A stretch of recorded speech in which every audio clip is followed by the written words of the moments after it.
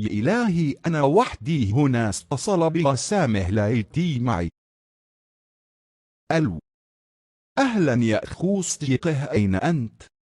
أنا في الكويت، أتاتي معي. كي من في الباب.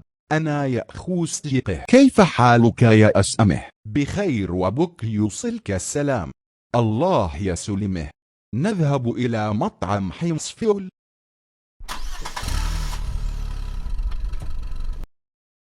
أو سأذهب إلى المصرف حول مالي إلى دينار كويتي. أي مصرفي؟ هاي زبون. أريد تحويل 500,000 دينار إلى دينار كويتي. تفضل. شكرا. بكم الفلافل بدينار. تفضل بياع. تفضل زبون.